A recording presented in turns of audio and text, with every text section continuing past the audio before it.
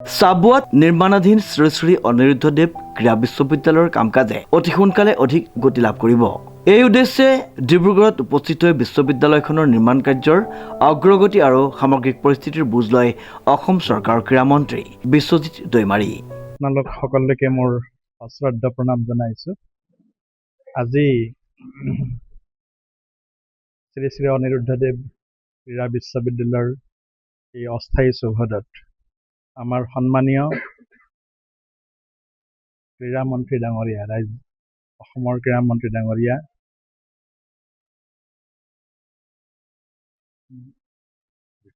বিশ্বজিৎ দৈমাৰী ডাঙৰীয়া তেখেত আমাৰ ইয়াত আহিছিলে।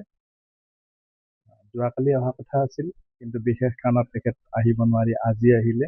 আমি তেখেতক আমন্ত্ৰণ কৰি আনিছিলোঁ। তেখেতৰ লগত আমাৰ বিভিন্ন কথাই আলোচনা হ'ল। এই বিশ্ববিদ্যালয়খন আৰম্ভ হ'বৰ আজি প্ৰায় 7 বছৰ মানেই হ'ল বা তাতকৈ বেছি বছৰেই হ'ল, কিন্তু এটা পূৰ্ণ গতিত লাভ কৰিবৰ কাৰণে সক্ষম হোৱা নাছিল।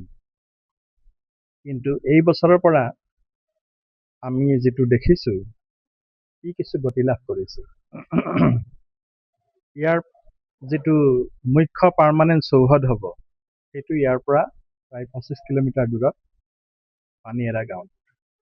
যোৱা 13 মাৰ্চত অসম চৰকাৰে অসমৰে এটা কোম্পানীক তাৰ নিৰ্মাণৰ সম্পূৰ্ণ দায়িত্ব দিছে, শৈতান বুলি পেলাই, আৰু তেখেতসকলে আমাক যোৱা সপ্তাহত জনোৱা মতে প্ৰায় 5% কাম সম্পূৰ্ণ কৰিছে।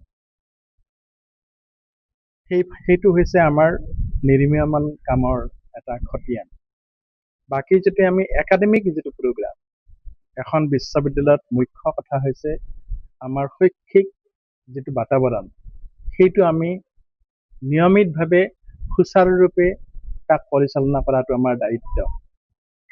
যোৱা বছৰলৈকে এই বিশ্ববিদ্যালয়খনত মাত্ৰ এটা বিভাগেই চলি আছিল, ডিপাৰ্টমেণ্ট অফ ফিজিকেল এডুকেশ্যন, আৰু তাত প্ৰায় 89জন ছাত্ৰ ছাত্ৰীয়ে পঢ়া শুনা কৰি আছিল ভাৰতবৰ্ষৰ বিভিন্ন প্ৰদেশৰ পৰা আহি। এই বছৰ আমাৰ সকলোবিলাকৰ সহযোগত, আমাৰ শিক্ষক শিক্ষয়িত্ৰী কৰ্মচাৰী যদিও আমাৰ খুব কম, গোটেইবিলাকৰ সহযোগত আমি একাডেমিক কাউন্সিল পাতি আমি প্ৰায় 8টা আমি ডিপাৰ্টমেণ্ট খুলিলোঁ, আৰু সেই ডিপাৰ্টমেণ্টত আমি NEP নেশ্যনেল এডুকেশ্যন পলিচি 2020ৰ মতে 5 years ইণ্টিগ্ৰেটেড মাষ্টাৰ্ছ কোৰ্চ আমি আৰম্ভ কৰিলোঁ। তাৰোপৰি আৰু যিহেতু আমাৰ এইখন ক্ৰীড়া বিশ্ববিদ্যালয়, তাত ক্ৰীড়া সম্পৰ্কে কিছুমান বিষয় থাকিব লগা বাধ্যতামূলক আছে।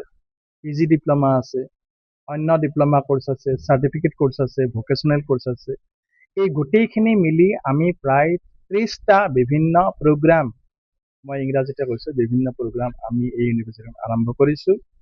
কিছুমান ক্লাছ আমাৰ কানৈ কলেজত হৈ আছে, কিছুমান ক্লাছ এইবাৰ আমাৰ ইয়াতে আমি কৰিম কিছুমান বিভাগত, যেনেকৈ স্পৰ্টছ মেনেজমেণ্ট, স্পৰ্টছ চাইকলজি।